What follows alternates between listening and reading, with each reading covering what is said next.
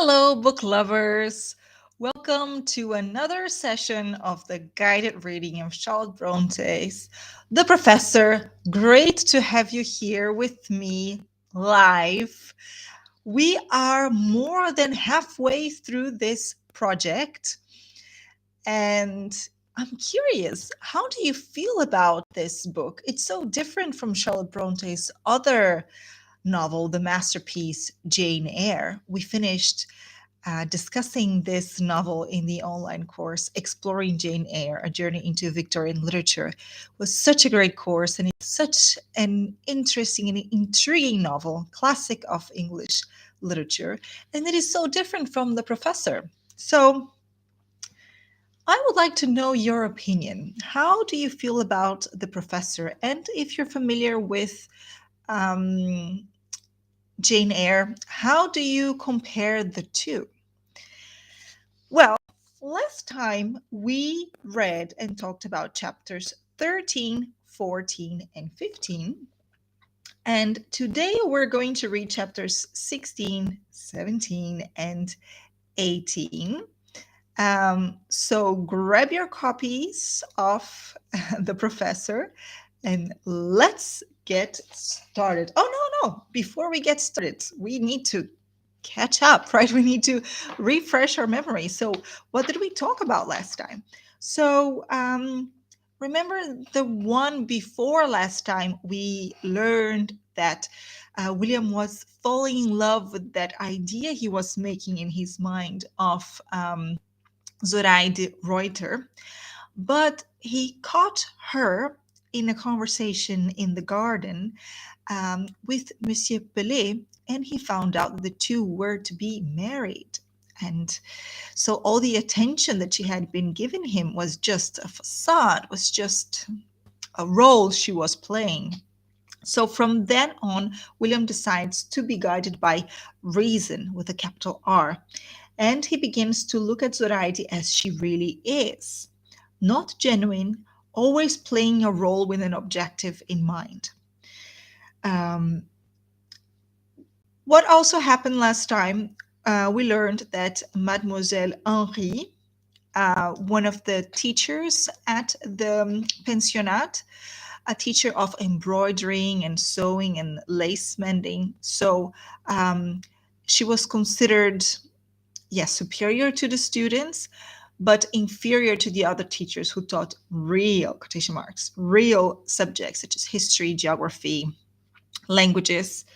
And Mademoiselle Reuter asked William if Mademoiselle Henri could join his classes because she was determined to improve her life and she wanted to improve her English in order to have better prospects. So she began attending William's English lessons, and he was very harsh on her. I thought it was very bad of him to do that. He was very harsh, I think, because of the fact that it was Mademoiselle Reuter who had asked him a favor to welcome Mademoiselle Henri, as he was at odds with Mademoiselle Reuter. He took it out on Mademoiselle Henri. And he also underestimated her big time. He thought that she was very ignorant of the language and that she had no capabilities of learning. But during a class, a reading class, he was surprised by how well she read English aloud. So he needs to see her with different eyes. There is more to her coming. We'll talk about it today.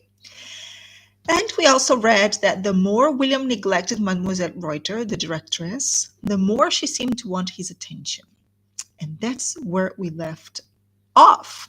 So now, yes, let's get our copies and let's read chapter 16. Chapter 16. In the course of another fortnight, I had seen sufficient of Frances Evans Henri, that's Mademoiselle Henri, to enable me to form a more definite opinion of her character. Remember the first time that he described her to the reader? He described her as he knew her back then. William Crimsworth, the narrator, first person narrator, he's an older William looking back. So, of course, there's more has happened in between that moment that he first met Francis Henri and the moment in which he's writing these memoirs. But he gave the reader the description based on what he knew back then. So it was a very vague description. He hadn't really paid much attention to her. But now a fortnight has passed, and he is able to give a more accurate, a more definite description of her. I found her possessed in a somewhat remarkable degree of at least two good points, viz., perseverance and a sense of duty. I found she was really capable of applying to study, of contending with difficulties. At first, I offered her the same help which I had always found it necessary to confer on the others. I began with unloosing for her each knotty point, but I soon discovered that such help was regarded by my new pupil as degrading. She recoiled from it with a certain proud impatience. Hereupon I appointed her long lessons, and left her to solve alone any perplexities they might present. She set to the task with serious ardor, and having quickly accomplished one labor, eagerly demanded more.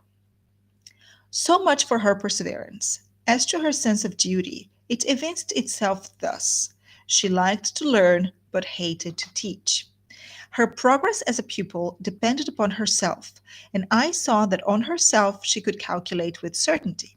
Her success as a teacher rested partly, perhaps chiefly, upon the will of others. It cost her a most painful effort to enter into conflict with this foreign will, to endeavor to bend it into subjection to her own. For in what regarded people in general, the action of her will was impeded by many scruples. It was as unembarrassed, as strong where her own affairs were concerned, and to it she could at any time subject her inclination, if that inclination went counter to her convictions of right. Yet, when called upon to wrestle with the propensities, habits, the faults of others, of children especially, who were deaf to reason, and for the most part insensate to persuasion, her will sometimes almost refused to act. Then came in the sense of duty, and forced the reluctant will into operation. A wasteful expense of energy and labor was frequently the consequence. Frances toiled for and with her pupils like a drudge, but it was long ere her conscientious exertions were rewarded by anything like docility on their part, because they saw that they had power over her, inasmuch as by resisting her painful attempts to convince, persuade, control, by forcing her to the employment of coercive measures, they could inflict upon her exquisite suffering.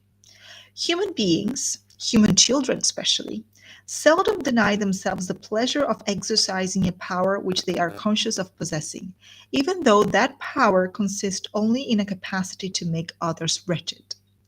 A pupil whose sensations are duller than those of his instructor, while his nerves are tougher and his bodily strength perhaps greater, has an immense advantage over that instructor, and he will generally use it relentlessly, because the very young, very healthy, very thoughtless know neither how to sympathize nor how to spare. Frances, I fear, suffered much. A continual weight seemed to oppress her spirits.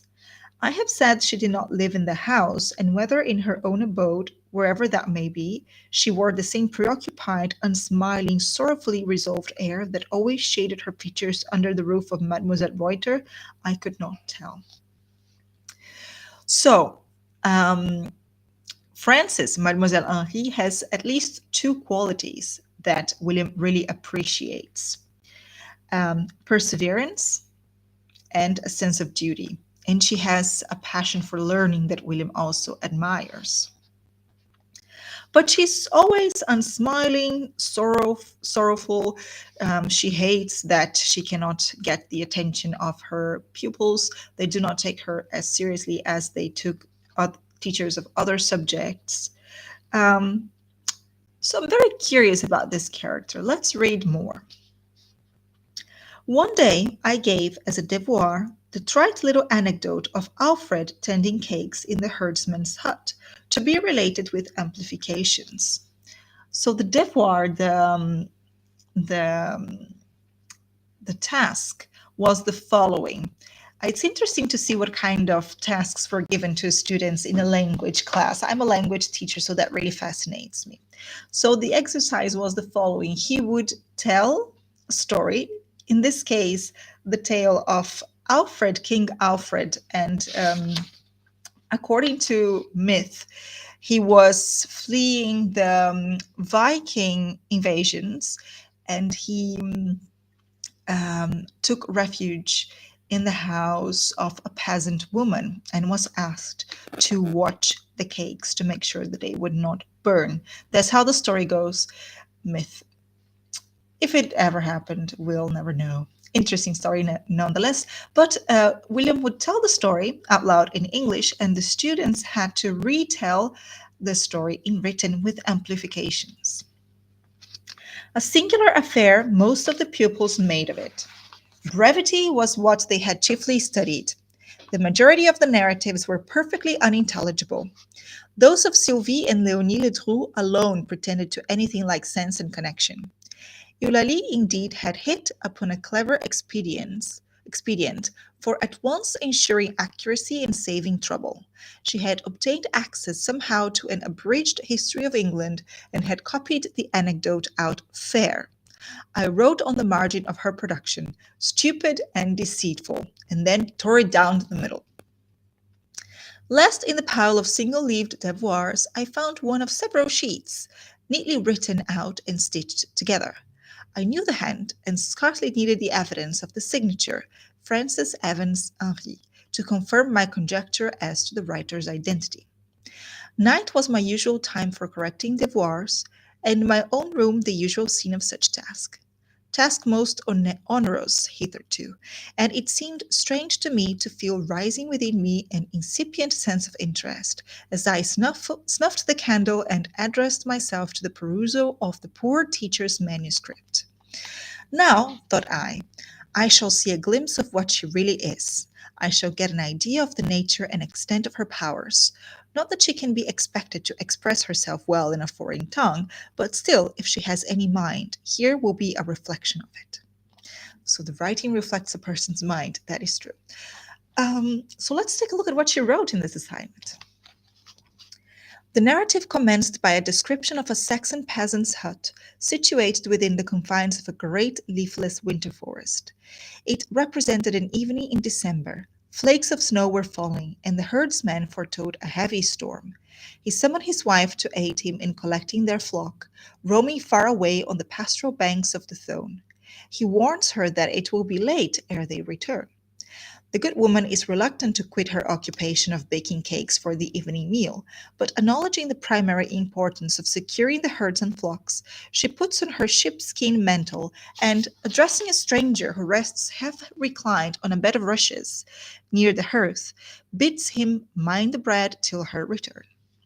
Take care, young man, she continues, that you fasten the door well after us, and above all, open to none in our absence. Whatever sound you hear, stir not, and look not out. The night will soon fall. This forest is most wild and lonely. Strange noises are often heard therein after sunset. Wolves haunt these glades, and Danish warriors infest the country. Worse things are often heard therein after sunset. Worse things are talked of. You might chance to hear, as it were, a child cry, and on opening the door to afford succor, a great black bull, or a shadowy goblin dog might rush over the threshold. Or more awful still, if something flapped, as with wings, against the lattice, and then a raven or a white dove flew in and settled on the hearth, such a visitor would be a sure sign of misfortune to the house. Therefore I heed my advice and lift the latchet for nothing. Her husband calls her away, both depart. The stranger, left alone, listens awhile to the muffled snow wind, the remote, swollen sound of the river, and then he speaks. It is Christmas Eve, says he. I mark the date. Here I sit alone on a rude couch of rushes, sheltered by the thatch of a herdsman's hut. I, whose inheritance was a kingdom, owe my night's harborage to a poor serf. My throne is usurped, my crown presses the brow of an invader. I have no friends. My troops wander broken in the hills of Wales. Reckless robbers spoil my country. My subjects lie prostrate, their breasts crushed by the heel of the brutal Dane. Fate, thou hast done thy worst, and now thou standest before me, resting thy hand on thy blunted blade. Aye, I see thine eye confront mine and demand why I still live, why I still hope. Pagan demon, I credit not thine omnipotence, and so cannot succumb to thy power. My God, whose Son, as on this night, took on him the form of men, and for men vouchsafed to suffer and bleed, controls thy hand, and without his behest thou canst not strike a stroke. My God is sinless, eternal, all wise. In him is my trust. And though stripped and crushed by thee, though naked, desolate, void of resource, I do not despair. I cannot despair. Were the lens of Guthrum now wet with my blood, I should not despair. I watch, I toil, I hope, I pray. Jehovah in his own time will aid. I need not continue the quotation. The whole devoir was in the same strain. And I find it so interesting that I was more interested in reading France's narrative of King Alfred than returning to the main plot of the narrative. So it was very well written. And of course, William was surprised. There were errors of orthography, there were foreign idioms, there were some faults of construction, there were verbs irregular transformed into verbs regular. It was mostly made up, as the above example shows, of short and somewhat rude sentences, and the style stood in great need of polish and sustained dignity. Yet, such as it was, I had hitherto seen nothing like it in the course of my professional experience. The girl's mind had conceived a picture of the hut, of the two peasants, of the crownless king. She had imagined the wintry forest. She had recalled the old Saxon ghost legends. She had appreciated Alfred's courage under calamity. She had remembered his Christian education, and had shown him, with the rooted confidence of those primitive days, relying on the scriptural Jehovah for aid against the mythological destiny. This she had done without a hint from me. I had given the subject, but not said a word about the manner of treating it. I will find or make an opportunity of speaking to her, I said to myself as I rolled the devoir up. I will learn what she has of English in her besides the name of Frances Evans. She is no novice in the language, that is evident. Yet she told me she had neither been in England nor taken lessons in English, nor lived in English families. In the course of my next lesson, I made a report of the other devoirs, dealing out praise and blame in very small retail parcels, according to my custom, for there was no use in blaming severely, and high encomiums were rarely merited. High praise were rarely merited. I said nothing of Mademoiselle Henri's exercise, and, spectacles or nose, I endeavored to decipher in her countenance her sentiments at the omission. I wanted to find out whether in her existed a consciousness of her own talents. So, on purpose, he does not praise her assignment. And that is because he wants to see how she will react. He wants to know if she's aware of the own talents that she has, and that if she would be disappointed by not receiving praise. If she thinks she did a clever thing in composing that devoir, she will now look mortified, thought I. Grave as usual, almost sombre, was her face. As usual, her eyes were fastened on the cahier open before her. There was something, I thought, of expectation in her attitude, as I concluded a brief review of the last devoir, and when, casting it from me and rubbing my hands, I bade them take their grammars, some slight change did pass over her air and mien, as though she now relinquished a faint prospect of pleasant excitement. She had been waiting for something to be discussed in which she had a degree of interest. The discussion was not to come on, so expectation sank back, shrunk and sad, but attention promptly filling up the void, repaired in a moment the transient collapse of feature. Still I felt, rather than saw, during the whole course of the lesson, that a hope had been wrenched from her, and that if she did not show distress, it was because she would not. At 4 o'clock, when the bell rang and the room was in immediate tumult, instead of taking my hat and starting from the estrade, I sat still a moment. I looked at Frances. She was putting her books into her cabas. Having fastened the button, she raised her head. Encountering my eye, she made a quiet, respectful obeisance, as bidding good afternoon, and was turning to depart. Come here, said I, lifting my finger at the same time. She hesitated. She could not hear the words amidst the uproar now pervading both schoolrooms. I repeated the sign. She approached.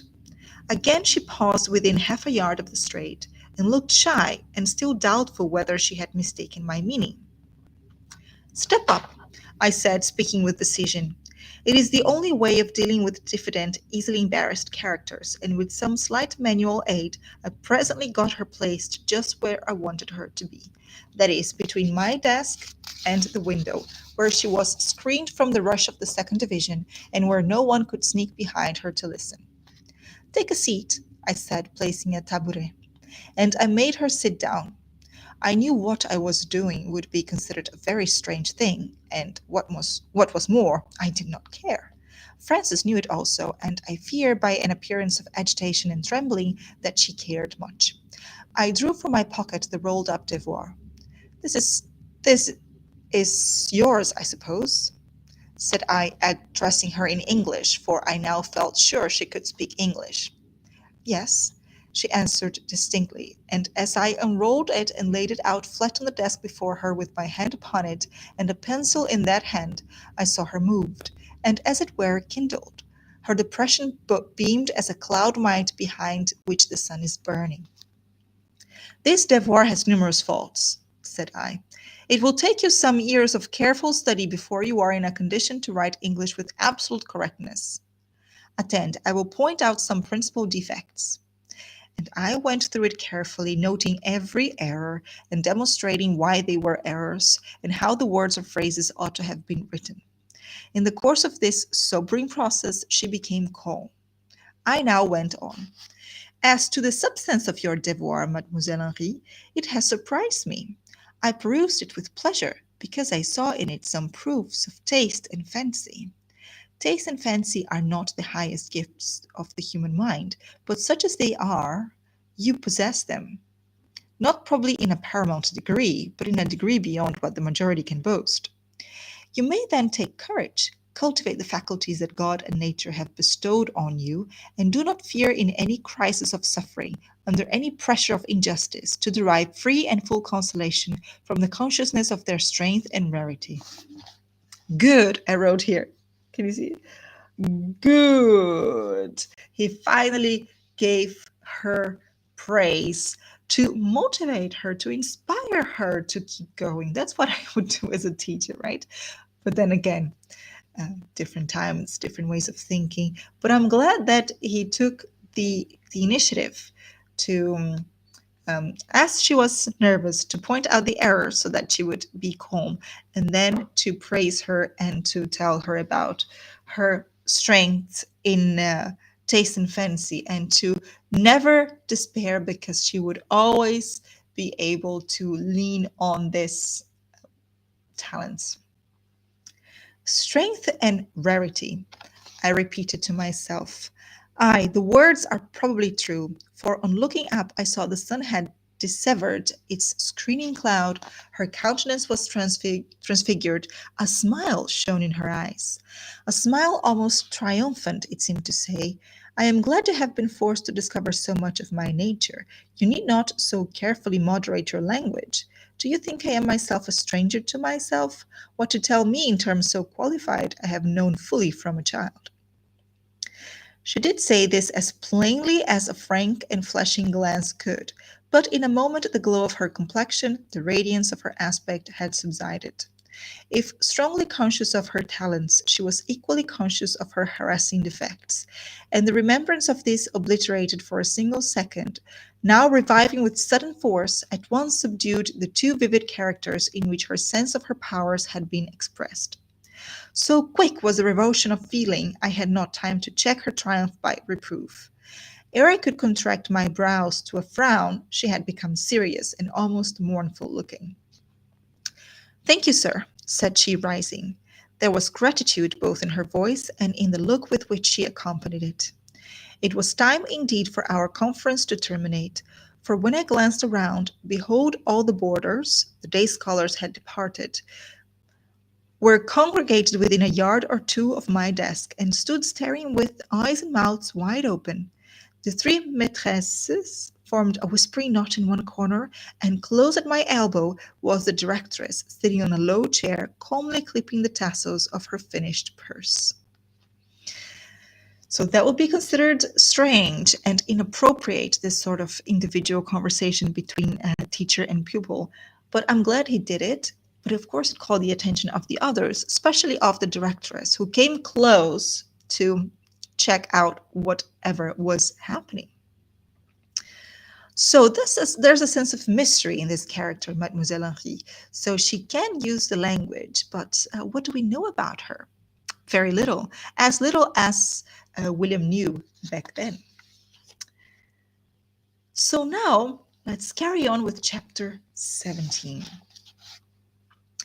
After all, I had profited but imperfectly by the opportunity I had so boldly achieved of speaking to Mademoiselle Henri.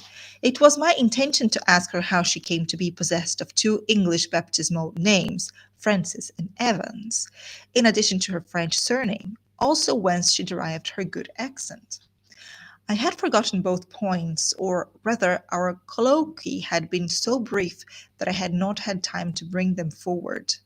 Moreover, I had not half tested her powers of speaking English. All I had drawn from her in that language were the words, "Yes, and thank you, sir." No matter, I reflected. What has been left incomplete now shall be finished another day. Nor did I fail to keep the promise thus made to myself. It was difficult to get even a few words of particular conversation with one pupil among so many, but according to the old proverb, where there is a will, there is a way, and again I managed to find an opportunity for exchanging a few words with Mademoiselle Henri, regardless that envy stared and detraction whispered whenever I approached her. Your book an instant. Such was the mode in which I often began these brief dialogues. The time was always just at the conclusion of the lesson, and motioning to her to rise, I installed myself in her place, allowing her to stand deferentially at my side. For I esteemed it wise and right in her case to enforce strictly all forms of ordinarily in use between master and pupil. The rather because I perceived that in proportion as my manner grew austere and magisterial, hers became easy and self-possessed. An odd contradiction, doubtless, to the ordinary effect in such cases, but so it was. "A pencil," said I, holding out my hand without looking at her. "I am now about to sketch a brief report of the first of these conferences." This is in between parentheses, so it's the narrator here is interrupting the narration to say something else to the reader from their own present time, not at the moment when he was talking to the pupil. So not from that moment in the past, but he's interrupting from the writing of his memoirs, and he says, "I am now about to sketch a brief report of the first of these conferences, dear reader. She gave me one pencil, and while I underlined some errors in a grammatical exercise she had written, I observed, 'You are not a native of Belgium?' 'No.' 'Nor of France?' 'No.' 'Where then is your birthplace?' 'I was born in Geneva.' 'You don't call Francis and Evans Swiss names, I presume?' 'No, sir, they are English names.' 'Just so. And is it the custom of the Genevese to give their children English appellatives?' 'No, monsieur, mais speak English, if you please.' 'Mais English, but,' slowly and with embarrassment, 'my parents were not all the two Genevese.' 'Say both instead of all the two, mademoiselle.' 'Not both Swiss. My mother was English.' 'Ah, and of English extraction?' 'Yes, her ancestors were all English.' 'And your father?' 'He was Swiss.' 'What besides? What was his profession?' 'Ecclesiastic. Pastor. He had a church.' 'Since your mother is an Englishwoman, why do you not speak English with more facility?' 'Maman est morte il y a 10 ans.' So she says that her mother has been dead for the past 10 years. 'And you do homage to her memory by forgetting her language.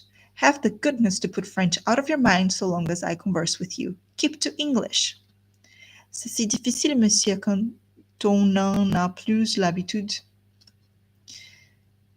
It's difficult when we don't have the habit anymore. You had the habit formerly, I suppose. Now answer me in your mother tongue. Yes, sir, I spoke the English more than the French when I was a child. Why do you not speak it now? Because I have no English friends. You live with your father, I suppose. My father is dead. You have brothers and sisters? Not one. Do you live alone? No, I have an aunt, ma tante Julienne. Your father's sister? Justement, monsieur. Is that English? No, but I forget. For which, mademoiselle, if you were a child, I should certainly devise some slight punishment. At your age, you must be 2 or 3 and 20, I should think. Pas encore, monsieur. Dans un mois, j'aurai 19 ans. So she says, not yet. In a month, she will be 19 years old. Well, 19 is a mature age, and having attained it, you ought to be so solicitous for your own improvement that it should not be needful for a master to remind you twice of the expediency of your speaking English whenever practicable. To this wise speech I received no answer, and when I looked up, my pupil was smiling to herself a much meaning, though not very gay smile. It seemed to say, he talks of he knows not what. It said this so plainly that I determined to request information on the point concerning which my ignorance seemed to be thus tacitly affirmed. Are you solicitous for your own improvement? Rather. How do you prove it, mademoiselle? An odd question, and bluntly put, it excited a second smile. Why, monsieur, I am not inattentive, am I? I learn my lessons well. Oh, a child can do that. And what more do you do? Oh, certainly not much, but you are a teacher, are you not, as well as a pupil? Oh, sorry, he said, what more do you do? She asks, what more can I do? And he replies, oh, certainly not much, but you are a teacher, are you not, as well as a pupil? Yes. You teach lace mending? Yes. A dull, stupid occupation. Do you like it? No, it is tedious. Why do you pursue it? Why do you not rather teach history, geography, grammar, even arithmetic? Is monsieur certain that I am myself thoroughly acquainted with these studies? I don't know. You ought to be at your age. But I never was at school, monsieur. Indeed. What then were your friends? What was your aunt about? She is very much to blame. No, monsieur, no. My aunt is good. She is not to blame. She does what she can. She lodges and nourishes me. Now in parentheses, so this is an intermission from the narrator. I report Mademoiselle Henri's phrases literally, and it was thus she translated from the French. She is not rich. She has only an annuity of 1,200 francs, and it would be impossible for her to send me to school. Rather, thought I to myself on hearing this, but I continued in the dogmatical tone I had adopted. It is said, however, that you should be brought up in ignorance of the most ordinary branches of education. Had you known something of history and grammar, you might, by degrees, have relinquished your lace-mending drudgery and risen in the world. It is what I mean to do. How? By a knowledge of English alone? That will not suffice. No respectable family will receive a governess whose whole stock of knowledge consists in a familiarity with one foreign language. Monsieur, I know other things. Yes, you can work with Berlin wools and embroider handkerchiefs and colors. That will do little for you. Mademoiselle Henri's lips were unclosed to answer, but she checked herself, as thinking the discussion had been sufficiently pursued, and remained silent. Speak, I continued impatiently. I never like the appearance of acquiescence when the reality is not there, and you had a contradiction at your tongue's end. Monsieur, I have had many lessons both in grammar, history, geography, and arithmetic. I have gone through a course of each study. Bravo! But how did you manage it, since your aunt could not afford to send you to school? By lace mending, by the thing monsieur despises so much. Truly. And now, mademoiselle, it will be a good exercise for you to explain to me in English how such a result was produced by such means. Monsieur, I begged my aunt to have me taught lace mending soon after we came to Brussels, because I knew it was a métier, a trade which was easily learned, and by which I could earn some money very soon. I learned it in a few days, and I quickly got work, for all the Brussels ladies have old lace, very precious, which must be mended all the times it is washed. I earned money a little, and this money I gave for lessons in the studies I have mentioned. Some of it I spent in buying books, English books especially. Soon I shall try to find a place of governess or school teacher when I can write and speak English well. But it will be difficult, because those who know I have been a lace mender will despise me, as the pupils here despise me. Pourtant j'ai mon projet, she added in a lower tone. So that's very good of her, right? Very nice initiative and a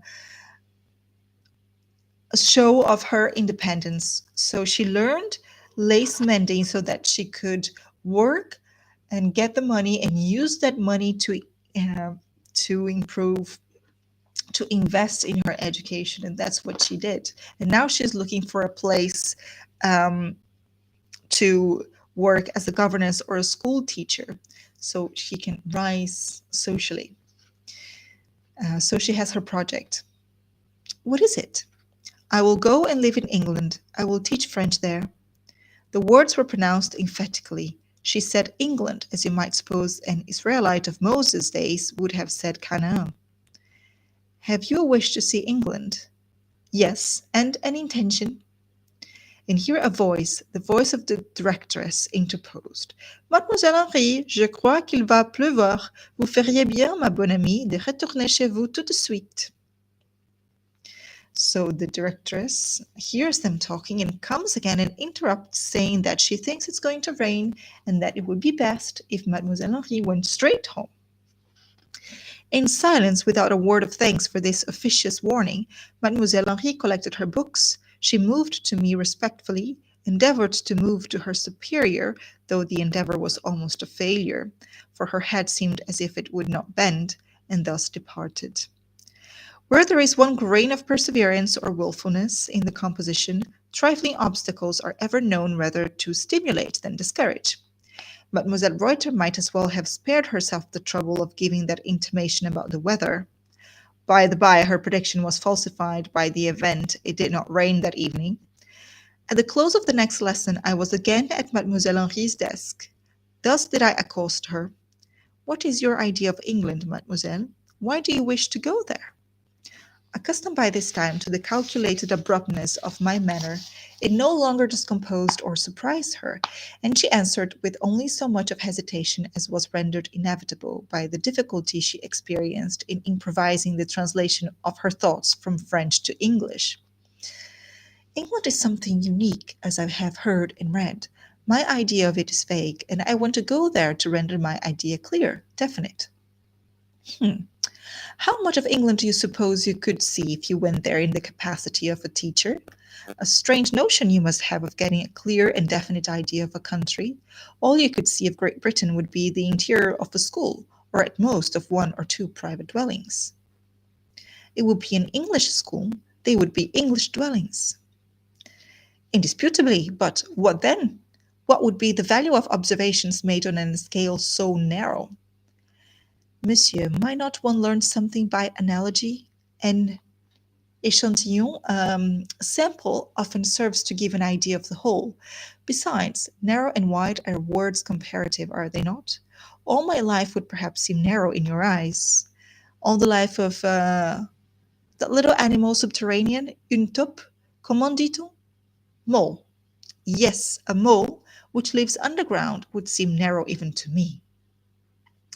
Well, mademoiselle, what then? Proceed. Mais monsieur, vous me comprenez? Not in the least. Have the goodness to explain. Why, monsieur, it's just so. In Switzerland I have done but little, learned but little, and seen but little. My life there was in a circle. I walked the same round every day. I could not get out of it. Had I rested, remained there even till my death, I should never have enlarged it because I am poor and not skillful. I have not great acquirements. When I was quite tired of this round, I begged my aunt to go to Brussels. My existence is no larger here because I am no richer or higher. I walk in as narrow a limit, but the scene is changed. It would change again if I went to England.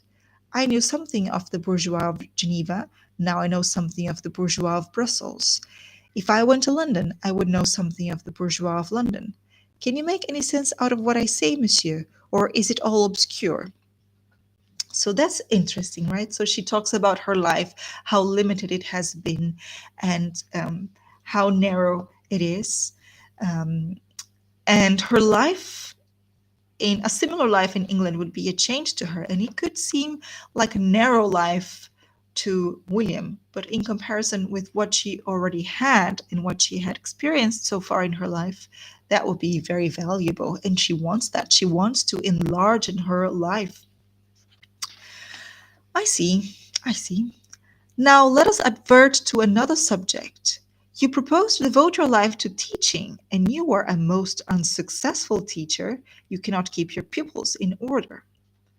A flush of painful confusion was the result of this harsh remark. She bent her head to the desk, but soon raising it, replied, Monsieur, I am not a skillful teacher, it is true, but practice improves. Besides, I work under difficulties. Here I only teach sewing. I can show no power in sewing, no superiority. It is a subordinate art. Then I have no associates in this house. I am isolated. I am too heretic, which deprives me of influence.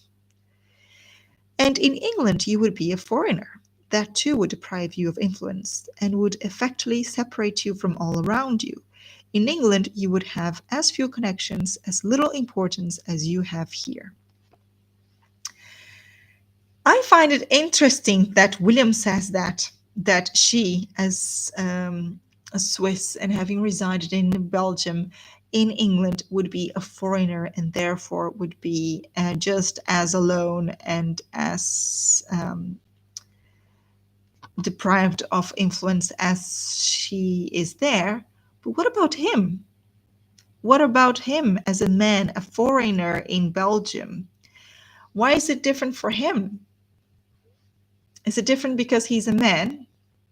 I find it intriguing that William is in a very similar position to the one that that Francis wishes to take. He is a foreigner in Belgium, as she would be a foreigner in England.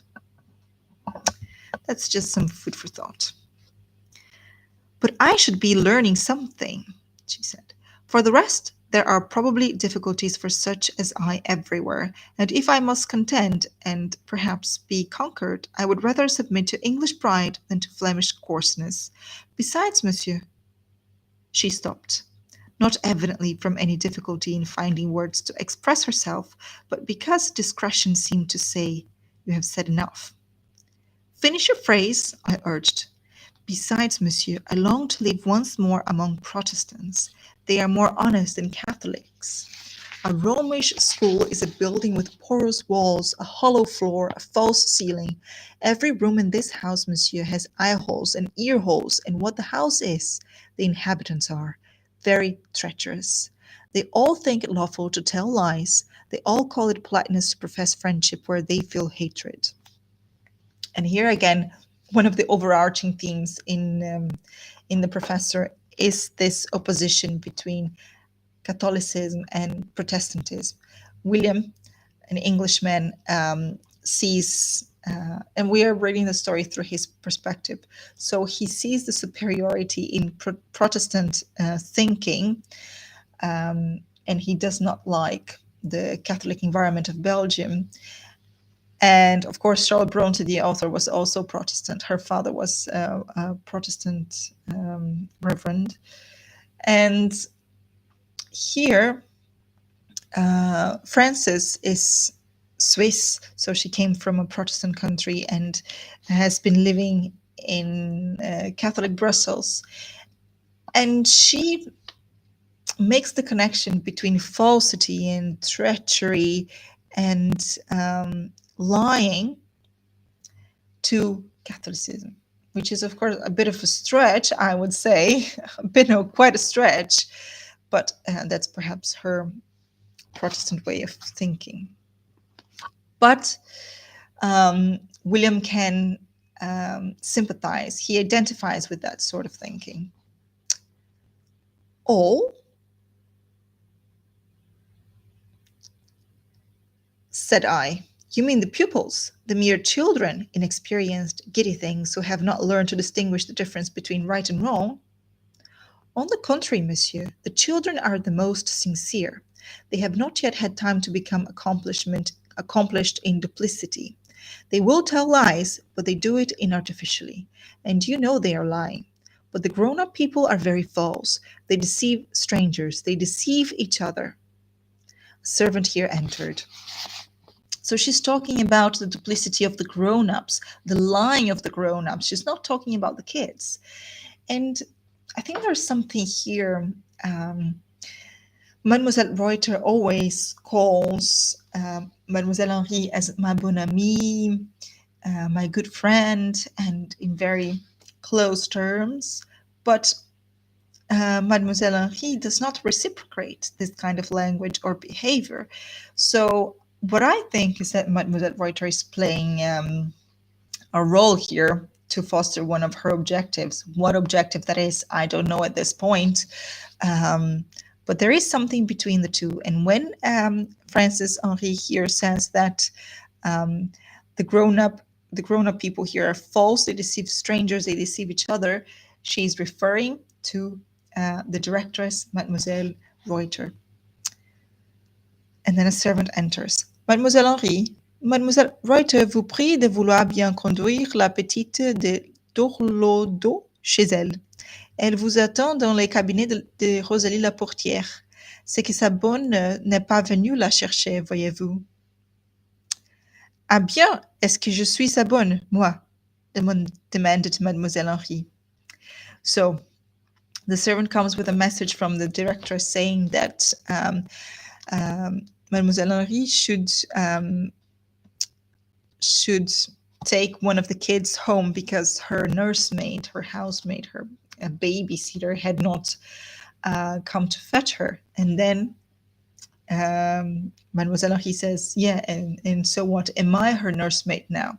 So she sees how little respect she's shown there, right?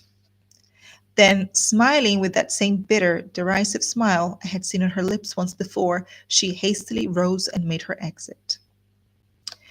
So Mademoiselle Henri, at the end of this chapter, refers to the duplicity of the adults in that pensionnat, the ones who deceive each other, and all the lies and treacheries that she connects with the Romish religion. She refers to Catholicism. So there is an intrigue there. We will know more soon. So now let's keep going and take a look at chapter 18, the last chapter we'll read and discuss today. The young Anglo-Swiss, that's Frances, evidently derived both pleasure and profit from the study of her mother tongue. In teaching her, I did not, of course, confine myself to the ordinary school routine. I made instruction in English a channel for instruction in literature. And there you see my heart. Yes, as a language teacher and as a literature teacher, I think the combination of those two is the best combination you can give a student learning the language. So I made instruction in English a channel for instruction in literature. I prescribed to her a course of reading. She had a little selection of English classics, a few of which had been left her by her mother, and the others she had purchased with her own penny fee. I lent her some more modern works. All this she read with avidity, giving me in writing a clear summary of each work when she had perused it. Composition, too, she delighted in. Such occupation seemed the very breath of her nostrils, and soon her improved productions wrung from me the avowal that those qualities in her I had termed taste and fancy ought rather to have been denominated judgment and imagination. So she's great at writing. When I intimated so much, which I did as usual in dry and stinted phrase. I looked for the radiant and exulting smile my one word of eulogy had elicited before, but Frances colored. If she did smile, it was very softly and shyly, and instead of looking up to me with a conquering glance, her eyes rested on my hand, which, stretched over her shoulder, was writing some directions with a pencil on the margin of her book. "Well, are you pleased that I am satisfied with your progress?" I asked. "Yes," said she slowly, gently, the blush that had half subsided returning. "But I do not say enough, I suppose," I continued. "My praises are too cool?" She made no answer, and I thought looked a little sad. I divined her thoughts. He always thinks that he divines everyone's thoughts, and most of the times he's wrong, right? But a first person narrator is always um, unreliable. All narrators are, but first person narrators even more. So do not believe him when he says, "I divine her thoughts," and should much have liked to have responded to them had it been expedient so to do. She was not now very ambitious of my admiration, not eagerly desirous of dazzling me. A little affection, ever so little, pleased her better than all the panegyrics in the world. Feeling this, I stood a good while behind her, writing on the margin of her book. I could hardly quit my station or relinquish my occupation. Something retained me bending there, my head very near hers, and my hand near hers too. So something is changing here, right? Something called him to her and wouldn't let him leave her side, wouldn't let him leave her side. His head next to hers, his hand next to hers. But the margin of a copybook is not an illimitable space, so doubtless the directress thought, and she took occasion to walk past in order to ascertain by what art I prolonged so disproportionately the period necessary for filling it. I was obliged to go. Distasteful effort to leave what we most prefer. So you see that the directress keeps watch. Frances did not become pale or feeble in consequence of her sedentary employment. And it is also interesting that now, instead of referring to her as Mademoiselle Henri most of the time, he refers to her most of the time as Frances, her first name, so more intimate than Mademoiselle Henri. She did not become pale or feeble in consequence of her sedentary employment. Perhaps the stimulus it communicated to her mind counterbalanced the inaction it imposed on her body. She changed, indeed, changed obviously and rapidly, but it was for the better. When I first saw her, her countenance was sunless, her complexion colorless. She looked like one who had no source of enjoyment, no store of bliss anywhere in the world. Now the cloud had passed from her mien, leaving space for the dawn of hope and interest, and those feelings rose like a clear morning, animating what had been depressed, tinting what had been pale. Her eyes, whose color I had not at first known, so dim were they with repressed tears, so shadowed with ceaseless dejection, now lit by a ray of the sunshine that cheered her heart, revealed irids of bright hazel, iris large and full, screened with long lashes, and pupils instinct with fire. That look of wan emaciation which anxiety or low spirits often communicates to a thoughtful, thin face, rather long than round, having vanished from hers, a clearness of skin almost bloom, and a plumpness almost embonpoint softened the decided lines of her features. Her figure shared in this beneficial change. It became rounder, and as the harmony of her form was complete and her stature of the graceful middle height, one did not regret, or at least I did not regret, the absence of confirmed fullness in contours, still slight, though compact, elegant, flexible. The exquisite turning of waist, wrist, hand, foot, and ankle satisfied completely my notions of symmetry, and allowed a lightness and freedom of movement which corresponded with my ideas of grace. So the way he's describing her now, it is clear that he admires her, not only her intellectual pursuits, but how that intellectual stimulus had benefited her body. Um, and he describes her form, her figure as graceful, elegant, flexible, right? So it is changing the way he looks at her. Thus improved, thus wakened to life, Mademoiselle Henri began to take a new footing in the school. Her mental power manifested gradually but steadily, ere long extorted recognition even from the envious.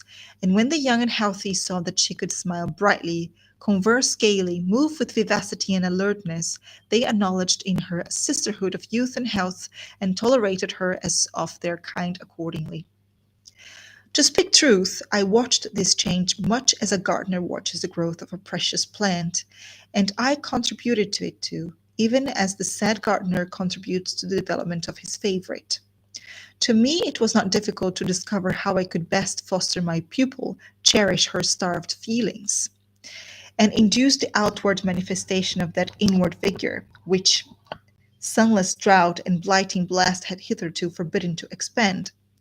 Constancy of attention, a kindness as mute as watchful, always standing by her, cloaked in the rough garb of austerity, and making its real nature known only by a rare glance of interest or a cordial and gentle word.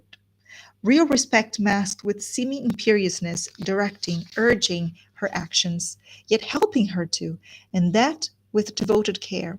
These were the means I used, for these means best suited Frances' feelings, as susceptible as deep vibrating, her nature at once proud and shy. So you see, he becomes to think of him as the gardener and she the, the plant that he had helped bloom. But he disguises his preference and attention to her. He cloaks his attention in the rough garb of austerity and masks his respect with seeming imperiousness. So someone looking would not have seen this bond they were forming. The benefits of my system became apparent also in her altered demeanor as a teacher. She now took her place amongst her pupils with an air of spirit and firmness which assured them at once that she meant to be obeyed, and obeyed she was. They felt they had lost their power over her. If any girl had rebelled, she would no longer have taken her rebellion to heart. She possessed a source of comfort they could not drain, a pillar of support they could not overthrow. Formerly, when insulted, she wept. Now she smiled. She's so confident with her own knowledge, with her own mind, that she does not mind what others think of her. She is her own source of comfort. Her knowledge is her own source of comfort and confidence. How great that feeling, eh? The public reading of one of her devoirs achieved the revelation of her talents to all and sundry. I remember the subject. It was an emigrant's letter to his friends at home. That's an interesting assignment, right? To ask your students to write an emigrant's letter to his friends at home. And this is how she thought of the content. It opened with simplicity. Some natural and graphic touches disclosed to the reader the scene of virgin forest and great New World river, barren of sail and flag, amidst which the epistle was supposed to be indited. The difficulties and dangers that attend a settler's life were hinted at, and in the few words said on that subject, Mademoiselle Henri failed not to render audible the voice of resolve, patience, endeavor. The disasters which had driven him from his native country were alluded to. Stainless honor, inflexible independence, indestructible self-respect there took the word. Past days were spoken of, the grief of parting, the regrets of absence were touched upon. Feeling, forcible and fine, breathed eloquent in every period. At the close, consolation was suggested. Religious faith became there the speaker, and she spoke well. The devoir was powerfully written in language at once chaste and choice, in a style nerved with vigor and graced with harmony.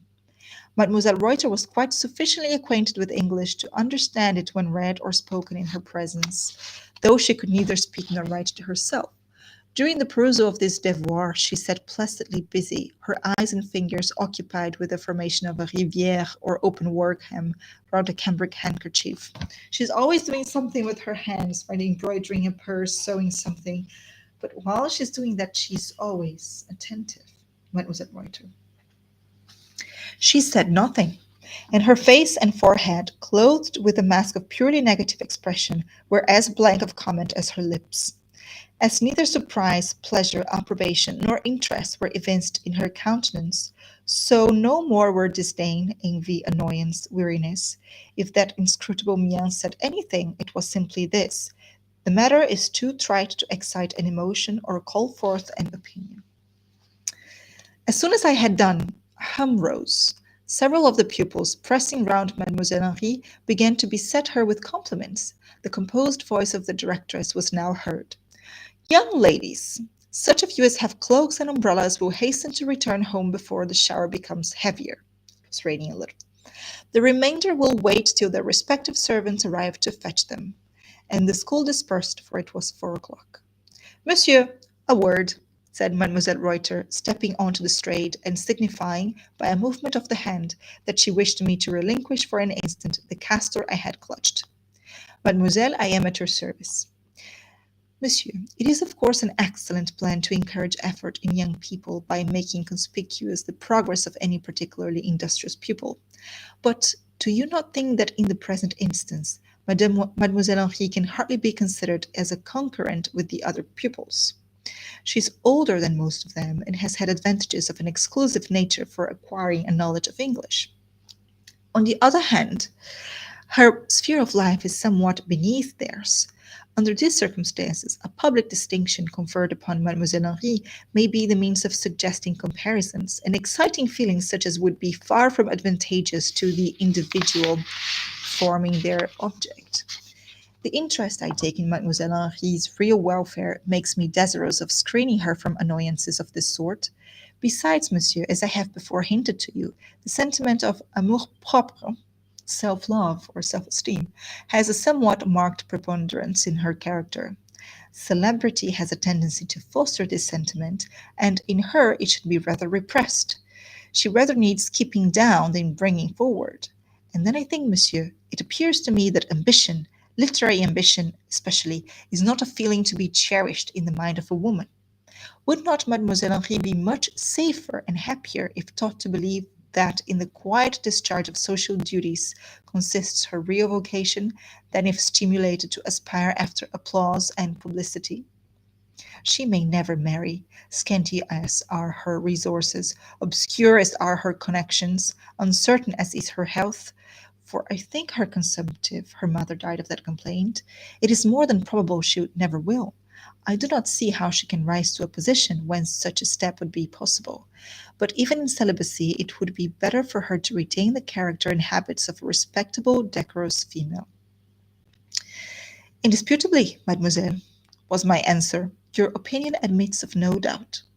And fearful of the harangue being renewed, I retreated under cover of that cordial sentence of assent. So he decides to not even go there. He just accepts what the directress says. And of course, the directress is jealous. She's jealous of Mademoiselle Henri's development, and she wants to curb uh, her rise in intellect, in social status.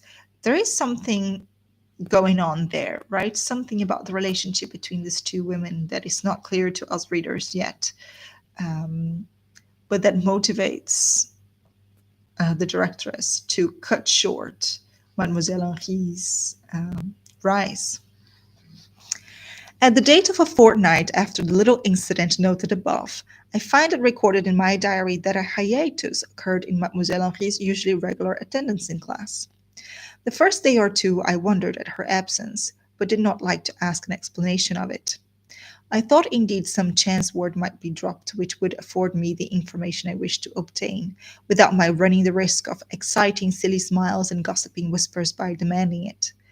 But when a week passed and the seat at the desk near the door still remained vacant, and when no allusion was made to the circumstance by any individual of the class, when on the contrary I found that all observed a marked silence on the point, I determined, coûte que coûte, to break the ice of this silly reserve.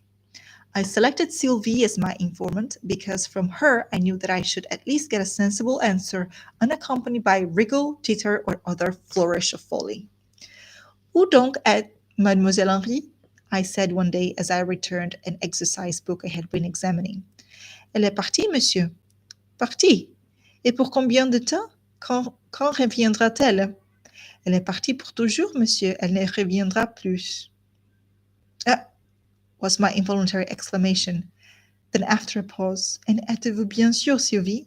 Oui, oui, monsieur. Mademoiselle la directrice nous l'a dit elle-même il y a 2 ou 3 jours. So what they talk here is that William asks Sylvie, where is Mademoiselle Henri? And Sylvie replies that she has left. And she has left forever, that the directress had told them just that about 2 to 3 days before. And I could pursue my inquiries no further. Time, place, and circumstances forbade my adding another word. I could neither comment on what had been said nor demand further particulars. A question as to the reason of the teacher's departure, as to whether it had been voluntary or otherwise, was indeed on my lips, but I suppressed it. There were listeners all round. An hour after, in passing Sylvie in the corridor as she was putting on her bonnet, I stopped short and asked, Sylvie, do you know Mademoiselle Henri's address? I have some books of hers, I added carelessly, and I should wish to send them to her. No, monsieur, replied Sylvie, but perhaps Rosalie, the portress, will be able to give it to you. Rosalie's cabinet was just at hand. I stepped in and repeated the inquiry.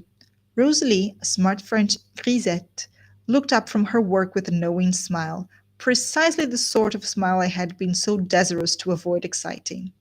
Her answer was prepared. She knew nothing whatever of Mademoiselle Henri's address, had never known it. Turning from her with impatience, for I believed she lied and was hired to lie, I almost knocked down someone who had been standing at my back. It was the directress. My abrupt movement made her recoil 2 or 3 steps. I was obliged to apologize, which I did more concisely than politely. No man likes to be dogged, and in the very irritable mood in which I then was, the sight of Mademoiselle Reuter thoroughly incensed me. At the moment I turned, her countenance looked hard, dark, and inquisitive. Her eyes were bent upon me with an expression of almost hungry curiosity. I had scarcely caught this phase of physiognomy ere it had vanished. A bland smile played on her features. My harsh apology was received with good-humoured facility. So she had been standing right behind him. So she overheard him asking for Mademoiselle Henri's address. And she's been stalking him, right? Oh, don't mention it, monsieur. You only touched my hair with your elbow. It is no worse, only a little dishevelled. She shook it back, and passing her fingers through her curls, loosened them into more numerous and flowing ringlets. Then she went on with vivacity. Rosalia was coming to tell you to go instantly and close the windows of the salon. The wind is rising, and the muslin curtains will be covered with dust. Rosalie departed. Now, thought I, this will not do. Mademoiselle Reuter thinks her meanness in eavesdropping is screened by her art in devising a pretext, whereas the muslin curtains she speaks of are not more transparent than this same pretext. An impulse came over me to thrust the flimsy screen aside and confront her craft boldly with a word or two of plain truth. The rough-shod foot treads most firmly on slippery ground, thought I. So I began. Mademoiselle Henri has left your establishment. Been dismissed, I presume?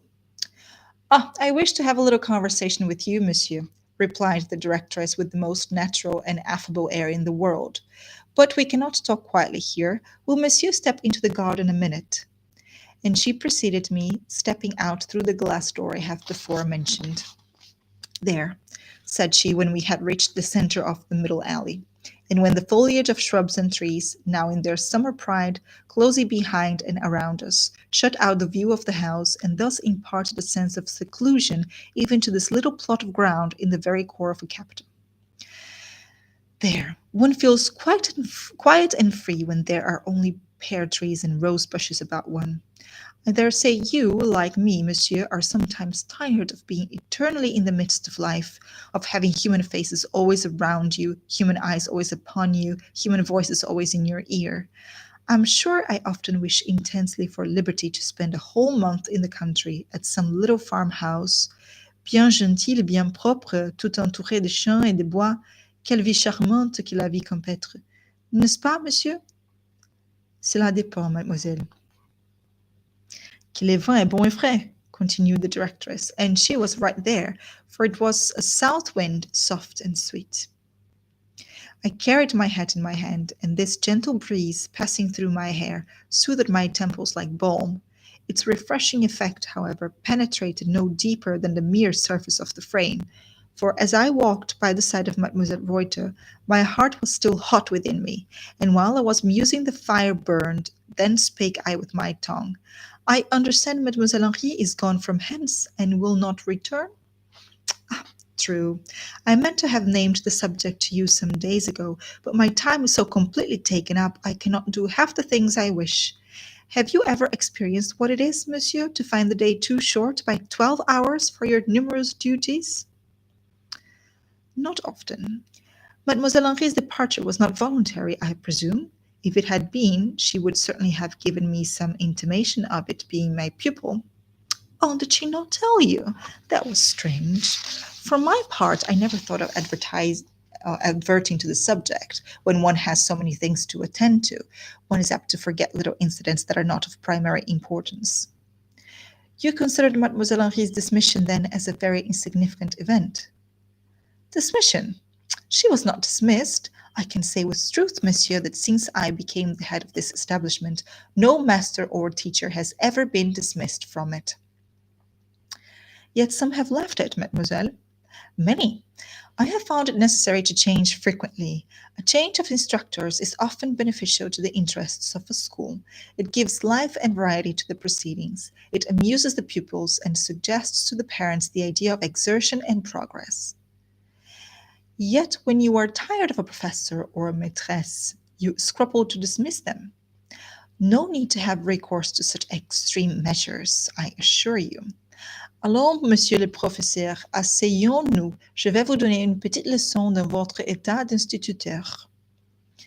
I wish I might write all she said to me in French. It loses sadly being translated into English. So she says she's going to give him a lesson on the state of things at an institution. We had now reached the garden chair, the one they had sat before, the one where she and Monsieur Poulet had sat. But I only rested my knee on the seat and stood leaning my head and arm against the embowering branch of a huge laburnum, whose golden flowers, blent with the dusky green leaves of lilac bush, formed a mixed arch of shade and sunshine over the retreat. Mademoiselle Reuter sat silent a moment. Some novel movements were evidently working in her mind, and they showed their nature on her astute brow. She was meditating some chef d'oeuvre of policy.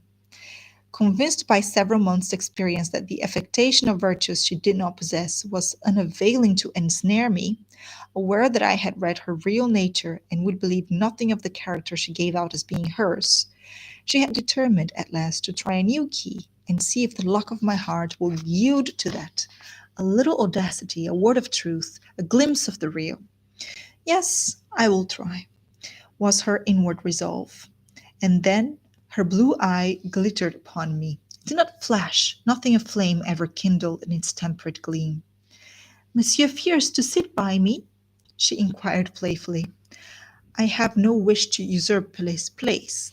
Aha, I answered, for I had got the habit of speaking to her bluntly. A habit begun in anger, but continued because I saw that instead of offending, it fascinated her. She cast down her eyes and drooped her eyelids. She sighed uneasily. She turned with an anxious gesture as if she would give me the idea of a bird that flutters in its cage and would fain fly from its jail and jailer and seek its natural mate in pleasant nest. Well, and your lesson? I demanded briefly. Ah, she exclaimed, recovering herself. You are so young, so frank and fearless, so talented, so impatient of imbecility, so disdainful of vulgarity, you need a lesson. Here it is then. Far more is to be done in this world by dexterity than by strength.